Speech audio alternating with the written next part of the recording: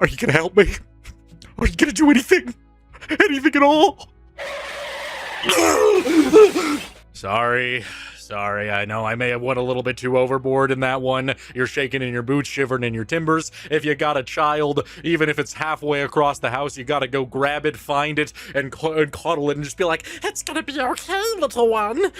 Carlos is okay. Yeah, I know the struggle. I get it. My editing is getting impeccable. It's just the way it is. It's still better than an AI, I must say. Today, I'm gonna be watching Crash Canyon, a show that was canceled long ago, and it has very mixed reactions. So today, I'm going to be seeing, is it good or is it bad? Like, subscribe, you know the drill. Let's take a look at some episodes of Crash Canyon. Alright, so I'm one episode into Crash Canyon, and the main premise of the show is a family of 4 falling into this pit called Crash Canyon, where a bunch of people live. It stars the father, Norm, the mother, Sheila, the son, Jake, and the daughter, who's a little bit mischievous and different, Roxy. Yep, and they all are trying to make do living in this pit. And I gotta say, the comedy feels very Family Guy-esque, and mainly when the manatees that are putting the little orbs into the machine to create Family Guy, because as we know, Seth MacFarlane, all the writers, they don't exist. It's just a bunch of big, fat manatees creating Family Guy. They pick all the wrong jokes, and that's kind of what Crash Canyon does. It doesn't really try very hard with its comedy. It's like the most mundane jokes ever, that if you were a, I don't know, 44-year-old man, you're working your 12-hour shift and you come home and you just throw something on and you just see a really fat guy digging through the trash going, this is absolutely delicious, and you just start laughing, slapping your knee like, oh, a fat little guy digging in a trash can, then this is your kind of show. For me, it's alright, you know, not that awful, but it doesn't do anything special. The episode, Poker Night, begins with a cold open about how Norm is trying to help everybody get out of this pit by sending an SOS message, and instead of focusing on really anything interesting, there's this old woman who has a bear, and she's just like, I don't think the bear is gonna fit in that rocket that you're sending the SOS message in. Yeah, you stupid fat bear. You stupid dumb fat bear. You dumb fat bear. Dumbest bear, and bear is 10 pounds of stupid in a 5-pound bag. Ain't ya?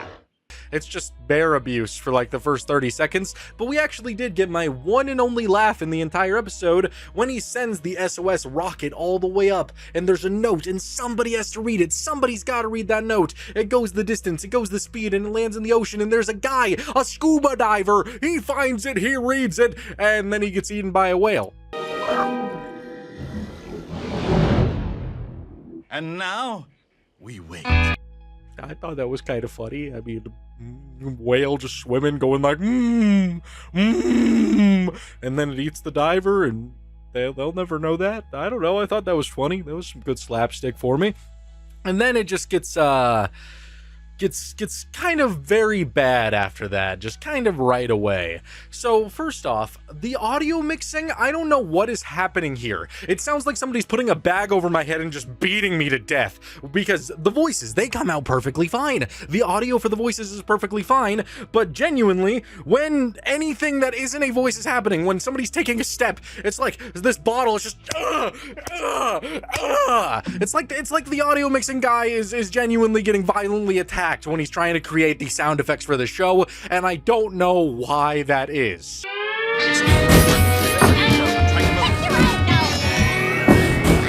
I had to turn down the show, but then I couldn't hear the people, but then I couldn't hear the stupid... I was just struggling. I felt like I was crumbling down into an abyss, or I'm just like in a different ethereal realm with the audio here. I just don't like it one bit, but, you know, you get used to it, I guess. So we then see the family just doing their own thing, and they're all struggling with the fact that they don't really have anything to do in the pit. And they make a joke about Christmas, which I thought was really boring, where the Norm is all like, but guys, don't you remember what I did for you last Christmas? And it shows a flashback of their house on fire, and then the son is like, but Dad, but Father, the house is on fire, but I got you something really nice. So that means next year you have to get me something really nice. A really expensive gift, so next year you owe me. The receipt's burned too, so you can't prove I didn't. And again, it's given like the type of vibes of a 45-year-old woman hearing that and just like, that little boy didn't actually get his father a gift. I know it. He's playing games. And then they have like their own like friends, or Big Bang Theory laugh track inside of their head whenever they say something. Like, that's what I imagine. And then we immediately follow that up with this fat character who only exists to be really big and really fat. And they climb inside of the RV. And mind you, I need to preface this once again. Him getting inside of the RV genuinely sounds like there's an elephant stepping on my earlobe, just crushing it, while also whispering to me, you've gotten so big over the years, Carlos. What happened to you? You used to be skinny. Like, that's what it feels like. It's hurting me emotionally and physically. I don't like the audio mixing, but either way, the big guy gets in the RV and then he's like, oh, is this a can of air freshener or string cheese? I don't know, read the can, buddy? I don't know. It's a hard concept. And then he sprays it and it's air freshener. So the big boy, big boy doesn't get to eat any string cheese. You better not have that pie in there. It's air freshener. And that joke was already boring as hell, but can you believe they did it twice? Two times. I don't really know the goal of this show. I don't really know the target audience, but it's not really jazzing me up, not getting me excited just yet. So we then continue on with Norm working his job, which I think he's a paramedic, or he just hangs out with paramedics. And we just get some ableist jokes and also some misogynistic jokes, which, you know, were kind of like the most mundane, boring jokes you could ever do. Norm is just having a casual talk about how his family wants to go out and do things, and how maybe sharing their feelings can be good. And his friend is all like, Norm, I don't really like that you're talking like a woman. So I guess as much as we love each other, we need to step back a little and find some outside interests. Stop talking like a woman. It's bothering me.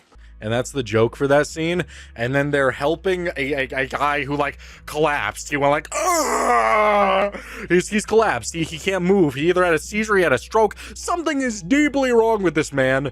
And they just start making fun of him. Look at me. I'm a grown man who can't control his bladder. They just grab him and they put water on him and they make him piss himself while he's unconscious, while he's on the stretcher, and then they just make fun of him for being lifeless, and that's it. There's no real jokes to it. It's just, oh, you made the stroke-induced patient piss all over himself. Brilliant, which I thought was weird. I don't know. I'm just not really getting fully enveloped in the comedy. I mean, maybe if they were making fun of him and they said something really funny, like really out there, like, look at this little stroke patient. He looks like a dried up raisin, which is horrible. Like, that's not even remotely funny, but I tried more than they did. It's just not the best. So, then they are playing poker together. They're having a nice little poker fest, a little bit of poker action, trying to win some money. And again, they really love going back to the same joke here, even though it's not really necessary, where Norm, he loses a hand of poker, and then his friend is all like, you know why that is, don't ya? You know why you lost? You know why you lost that hand? It's because you were talking like a woman. It's very good. You lose, Norm. But we only played one hand. That's karma, paying you back for talking like a woman. Oh man, get the 55-year-old man in here again, quick, fast. Make sure that he just worked over 16 hours. Come on, he'll find it funny. Hey, Bob. Guess what they just said? Guess what? They said he's talking like a woman.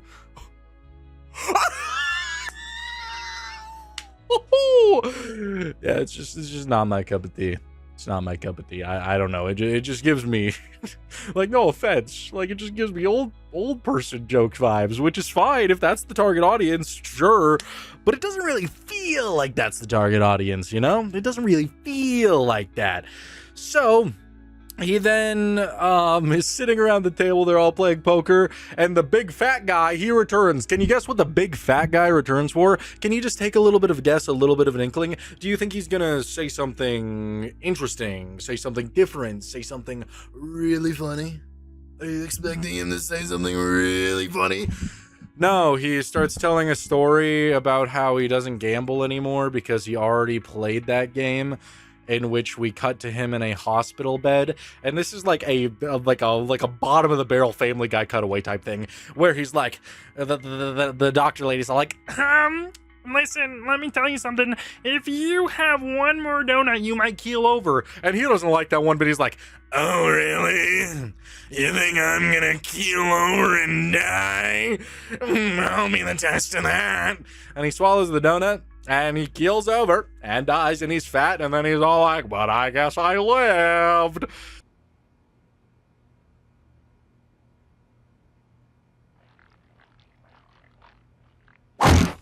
And that's the entire joke. He just collapses to the floor, and I guess him collapsing was a little bit funny. If anything, it gave me a little bit one of these. I'm sitting here, I'm watching it, and I'm like this.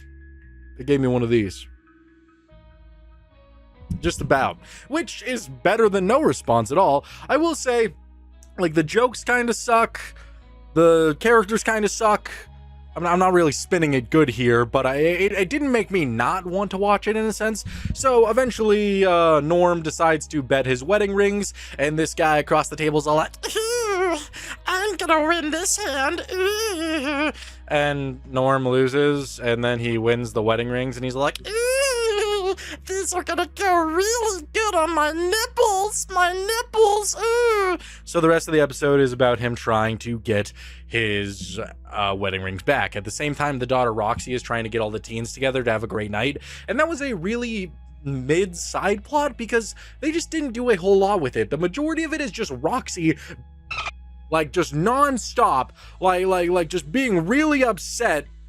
And I just don't like it very much. Like, it's just her complaining over and over and over again. And then the big, like, climax of it isn't even good. We'll get to that in just a second. But she does tell a story about the last time there was a dance and parents were allowed. And her parents are at the dance and they're just grinding up on each other. And then Roxy throws up. Nosed Jennifer Grey. And that's the entire joke for the scene. Bob, come here. Come on, let me tell you something. The young daughter, she saw her parents grinding on each other, and she threw up everywhere. Yeah, it's just, I don't know, it's just not my show.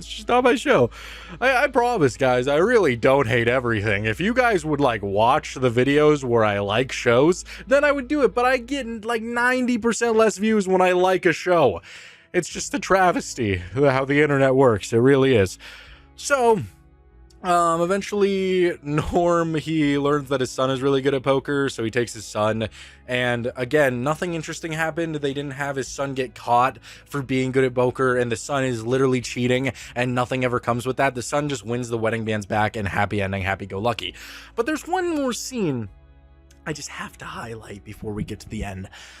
Roxy, she walks up to a big house in Crash Canyon, and she knocks on the door, and two men answer. One of them is an African American, and he's sitting there, and Roxy just says, hey, is there a teenager here who'd want to come to our teen-only hangout? And the dude just looks at her and is all like, I don't speak none of that hippity-hoppity black talk.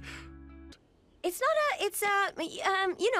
Spit it out, urchin. Just because I'm black doesn't mean I understand all that hippity-hop rap talk. What? Where did that joke come from? I'm just highlighting it because that's the only joke like this in the entire, like, episode. There is nothing else like this. But that was something to point out. That was something to highlight. I at least had to talk about that. And then the episode ends with, Roxy at her teen get together, and her parents start grinding on each other again, and so she throws up, and that's it. That's the episode. That's all there is to it. Did you have a good time? Did you have a fun time? I don't know. Like, it's not the worst thing I've ever seen. Like, if you like the show, I would genuinely have no problem with that. I wouldn't even, like, say anything negative about it. I would personally give it a 5 out of 10. I just think a lot of the jokes don't hit. They don't really like shoot for the stars with a lot of their jokes, and a lot of scenes just don't really play out like how you would want them to, especially the gambling scene, for example. Like, his son was literally cheating. We could have done more with that. We could have gotten to see more with the characters, but it just goes so smoothly that I end up just feeling a bit cheated by the end. Like, nothing really that interesting is happening. Like, they just he loses in poker, he gets his son wins in poker, and that's it. I just felt I was just left wanting more. So 5 out of 10 experience, but still a few more episodes to watch. I just scrolled on my phone for 8 minutes after finishing this episode because I'm just a Neanderthal. I'm an ape. What can I say? I don't know. The show isn't very fun to talk about. It doesn't really have a lot of whimsy. It doesn't really have a lot of great jokes. It just kind of exists. That's all I could really say about it. And we start off the episode with another one of Norm's beautiful inventions. The episode is called Jake's Kiss, by the way. And Vern, our big, beautiful man, our big basket of rolls, just this giant ball of flesh. Yes, you heard it here first, folks. He is indeed fat. We totally didn't know that from the last episode. Can you guess what we're starting off with? Can you guess what we're leading into to get us ready for this beautiful episode of Crash Canyon? Well, it's Vern going, staring at a donut, just like, oh yeah, I love my carbohydrates. What could I ever do without you? I just can't quit you. And you'll never believe this. That fat joke, I thought that was it for Vern. I thought that was all they had. I thought they couldn't possibly give me anything else. But little did I know that they were going to have a multitude of jokes about Vern in this episode, our big boy. Starting off with some pregnation and child abandonment. You're right. You heard it. You heard it here first. Impregnating and child abandonment. Norm activates his invention, which makes anything that's metal fly to it, and a woman who is wearing a metal necklace flies over to it. And so does big, beautiful boy Fat Vern fly over there as well, and instead of landing on her and saying something like, "Oh, you're not a donut, but I could eat you," he is on top of her and says, "You might get pregnant, and I won't care for the baby. I won't pay child support." I'm not saying you will get pregnant, and I'm not saying you won't. What I am saying is, if you do, I will miss all my child support payments. That was incredible. I'm down on my knees. I'm begging. I'm pleading. I'm slapping them because of how unbelievably hilarious that was. That was incredible. So going into the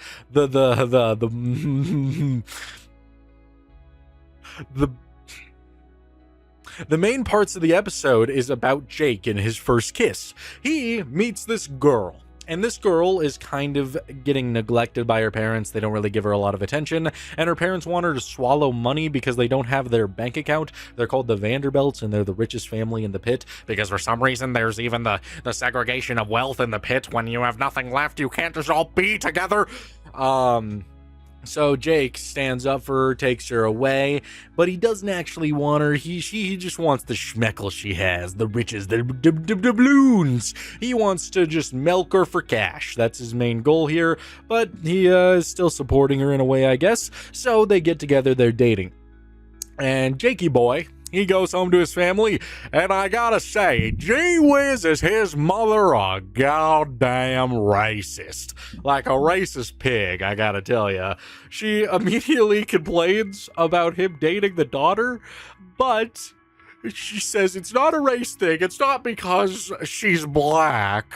And then it shows a Family Guy cutaway style to showcase that it's not because she's black, but the way that they want to associate that is showing Sheila before she even met them throwing eggs at the house, throwing a chicken, just throwing a rake through the window. That joke. Those Vanderbilts had hated us from day one, and for no reason whatsoever.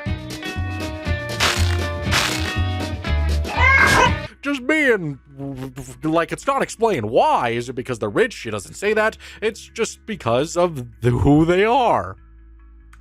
And I could just make a couple of assumptions here, a couple of little inklings entering into my mind that Sheila is a dirty racist. That's just my assumption, and I'm gonna stick to that. So, yeah. We then cut to Roxy. who is upset that Jake is dating the girl because she doesn't get to date a boy. How unbelievably sad. Have a little empathy. Have a little bit of care. You jealous teenager. What's wrong with you? But something I have to point out is the entire time she is talking, her friend is in the background just gargling on her feet, like sucking them dry, like putting the entire footamus inside of her mouth and just going to town sucking those things dry. Come home, honey. Mummy will sponge you off.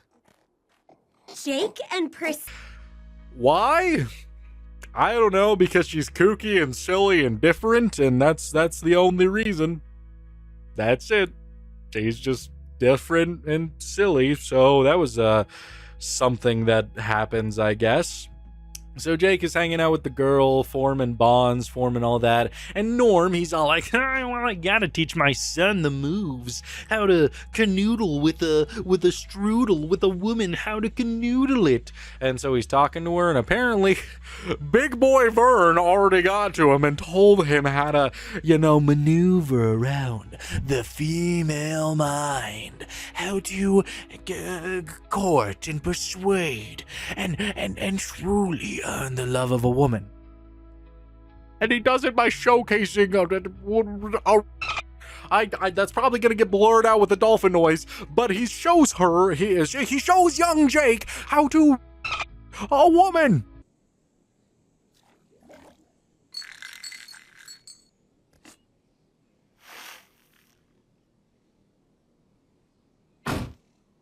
I'm not even exaggerating. He takes a pill and he puts lipstick on his hands, and he's like, "This is a woman. This is a woman, boy." Grabs the pill and he's like, "You put it in her drink," and she guzzles it down. What are you teaching the young? What has Vern been getting up to? So he's big. We know that. He's not willing to pay child support, and on top of that, he would willingly make, in case there's somebody out there who doesn't understand the dolphin noise when it's blurred out, take a woman, feed her something, and she gets really sleepy and drag her away, which is pretty horrible. So I can't really necessarily say that Vern is my favorite character. He's just getting a lot more progressively freaky, I have to say. I didn't expect any of that one bit. So then we find that girl earlier who was like, "Oh, well, Jay, let me put my entire foot in my mouth." And she's describing love, and apparently she likes to get down and jaggy with a squirrel, finding an animal out there, grabbing it, and just going to town. So she's in a relationship with a squirrel. That's cool.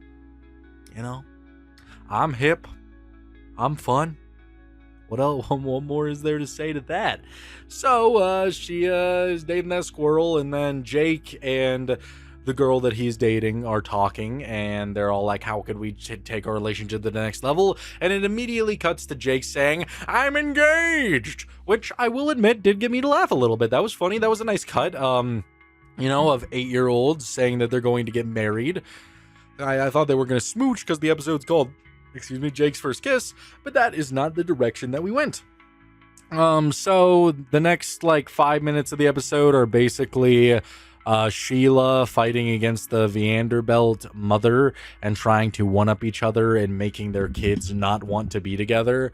And we get another thing with Vern. You can't believe it. Our big, beautiful god, our Greek scolded sculpture, our man that has been fine-tuned to... He's like the McDonald's of animation. You know how McDonald's is basically to appeal to literally every American? That's the main goal of it. It is supposed to be the most generic and not even the most tasty, not the most amazing, but it's supposed to be anybody who could eat the slop. That is what Vern is. He is the man that I could go to for anything, and he will always shock and surprise me. He's lifting his arm and he's just stinking it up with some armpit farts. He rushes over to showcase his... He rushes on over, and he releases a stinky real fart. Vernon! Whoops! That last one wasn't all armpit. Yeah. That's it. That's it, man. I don't know. Where do I find these shows, huh? Where do I find all these wondrous, thrilling shows to make me feel so great and happy? 'Cause God, I'm happy. Wouldn't you all agree? look at my big happy face. Okay, so they're then just forcing marriage on the daughter for a while, because they also want to have the daughter marry like a 4-year-old boy, and the daughter in this case being Roxy. Roxy doesn't want to marry a 4-year-old boy, but just look at the 4-year-old boy's face at the wedding. He's dead ass just staring like he's got some malicious intent, like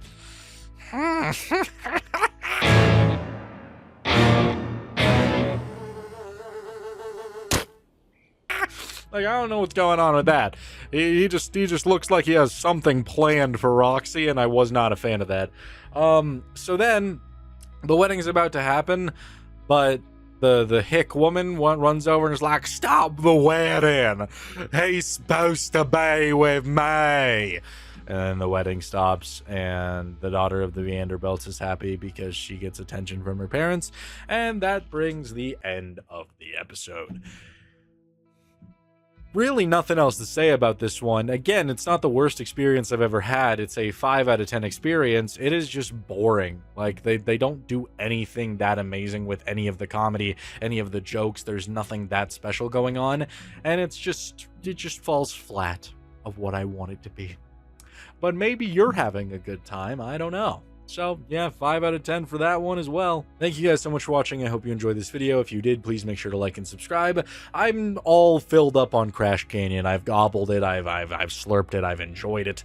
And it's not necessarily my cup of tea. It is just a okay show. It's just really mundane. If you like a show like this, it's really not bad. At least you're not having naked children be your main forefront like a certain show, or making an entire show just to have animals come on screen and just get down and dirty with each other, like another specific show. You know, it's really not that bad. It's just average to me. If you like this show, perfectly fine. It's got some decent comedy, just not to me. It's just okay to me. So I hope you enjoyed this video. I'll see you guys in the next one. Bye.